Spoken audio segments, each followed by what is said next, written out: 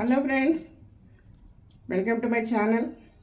నేను ఈరోజు చేపించేది మిరపకాయ బజ్జీ అండి. అదే మన మిర్చి బజ్జీ ఎంతో అందరికీ ఫేవరెట్. అది ఎలా చేయాలో మీకు ఈరోజు చూపిస్తాను. దానికి కావాల్సిన పదార్థాలు ఇలాంటి బజ్జీ మిరపకాయలు అంటే మార్కెట్లో దొరుకుతాయండి. అవి ఇలా తీసుకొచ్చుకోవాలి. దీన్ని కొంచెం తడిగుడ్డతో తుడిచేసుకొని పెట్టుకోవాలి. తర్వాత శనగపిండి, బియ్యం పిండి క్రిస్పీనెస్కి, సోడా, తర్వాత సాల్ట్. తర్వాత దీనికోసం ఈ స్టఫింగ్ కోసము కొంతమంది కారం తినలేరు కదండి, అలాగే వేసుకుంటారు కొంతమంది గింజలతోటే.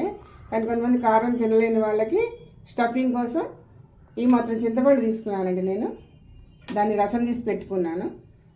తర్వాత దాంట్లోకి వాము అండ్ కొంచెం ఒక 2 టేబుల్ స్పూన్ బియ్యం పిండి వేసేసి కొద్దిగా ఉప్పు వేసేసి దగ్గర పడేదాకా మనము పొయ్యి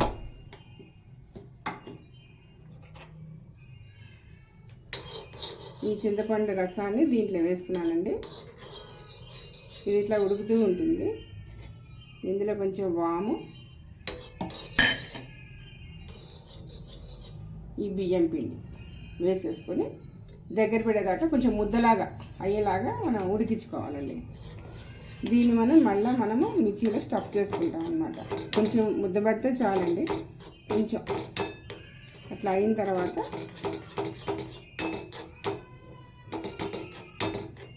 మనం తీసేసి ఈ లోపు మనము ఈ బజ్జీ మిరపకాయలు ఉన్నాయి కదండి, చివరి జస్ట్ అలా కట్ చేసి మధ్యలో ఒక పిన్నిస్తో కానీ చాకుతో కానీ ఘాటు పెట్టుకొని ఇట్లా తీస్తే గింజలు ఉంటాయి కదండి, దాంట్లోకి ఈ పిండిని మనము స్టఫ్ చేసుకోవాలి.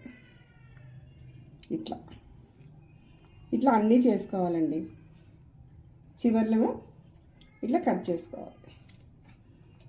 చేసుకొని ఇట్లా ఘాటు పెట్టుకొని దీని స్టఫింగ్ పెట్టుకోవాలి. ఇట్లా అన్నీ చేసుకోవాలండి.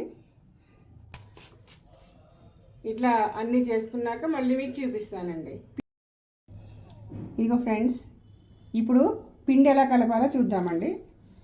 నేను ఒక కప్పు ఇట్లా తీసుకున్న శనగపిండి, క్రిస్పీనెస్ కోసం కొంచెం బియ్యం పిండి 2 టేబుల్ స్పూన్స్ 4 టేబుల్ స్పూన్స్ వేసుకోవచ్చు. కొద్దిగా సోడా,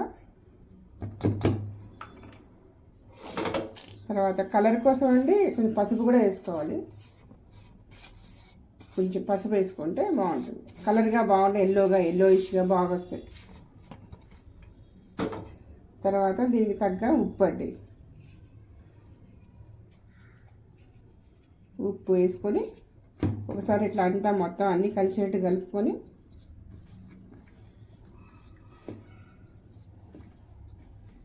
నీళ్ళు కొద్దిగా పోసుకుంటూ మన బజ్జీల పిండిలాగా కలుపుకోవాలండి.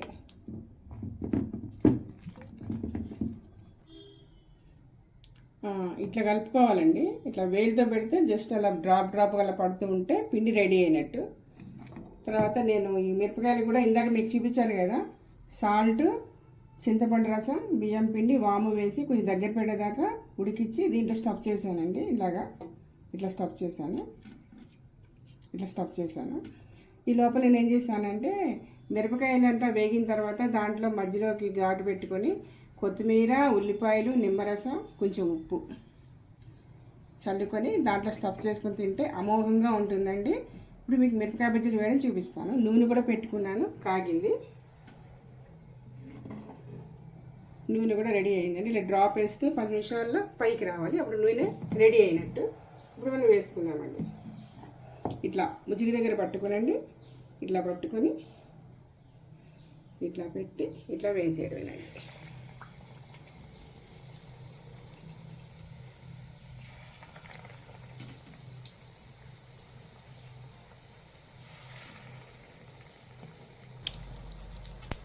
ఇది కొద్దిగా వేగిన తర్వాత అండి పక్కకి తీసి ఇంకో వాయి వేసుకొని మళ్ళీ ఆ వాయితో పాటు వేసుకుంటే బాగా మంచిగా కలర్గా బాగా క్రిస్పీగా వస్తాయండి.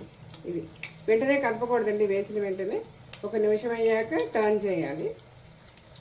మీడియంలో పెట్టుకోండి మంట. ఇదండి,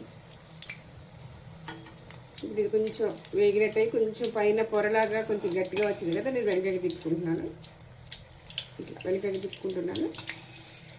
కొంచెం 1 నిమిషం అయ్యాక పక్కకి తీసి ఒక వాయి వేసుకుంటాను. ఒక వాయి వేసుకున్న తర్వాత అవి కూడా కొంచెం కొద్దిగా వేగిన తర్వాత ఈ మొదటి వాయిని కూడా దాంట్లో కలిపి వేస్తాను అనమాట. అప్పుడు మీకు అన్నీ ఈవెన్గా కాలుతాయి, క్రిస్పీగా కూడా వస్తాయి.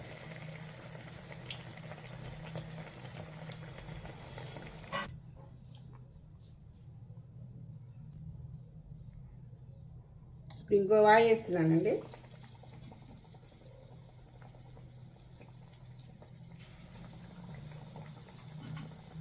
ఇది రెండో వాయ. మొదటి వాయి తీసేసాను, ఇప్పుడు రెండో వాయ.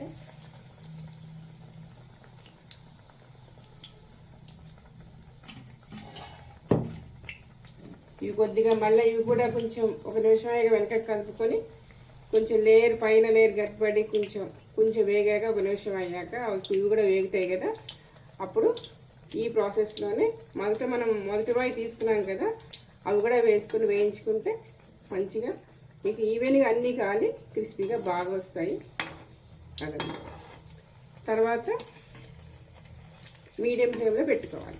ఒకటేసారి హైగా ఉన్నప్పుడు వేసుకుంటే ఎర్రగా వచ్చేసి మాడిపోయినట్టు అయిపోతే లోపల మిరపకాయ ఉడకదు.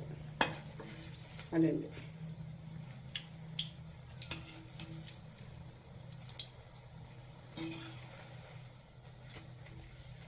ఇప్పుడు ఈ మొదటి వై కూడా వేసేస్తానండి. ఇప్పుడు అన్నీ కలిపి వేగుతాయి అంతే, మనకి మిరపకాయ వచ్చి రెడీ అయినట్టే. అప్పుడు మనము తీసి స్టఫ్ చేసుకోవడమే. ఈ రంగు వచ్చాయి కదండి, ఇంకా తీసేసుకుంటున్నాను. ఇదిగోండి ఇట్లా మధ్యలో కూరుకున్నాను, తీసుకుని ఇట్లా మధ్యలోకి కట్ చేసుకొని ఇట్లా నిమ్మరసము, ఉల్లిపాయ, కొత్తిమీర, ఉప్పు చేసుకొని ఇట్లా నేను ఒక స్టఫింగ్ రెడీ చేసుకున్నాను. దీని మీద గరం మసాలా కూడా జల్లుకోవచ్చండి, బాగానే ఉంటుంది. ఇట్లా ఇట్లా కూరుకొని సర్వ్ చేసేసుకోవడమే. Thank you. Mirchi bajji ready. ఇలా తినేయచ్చు.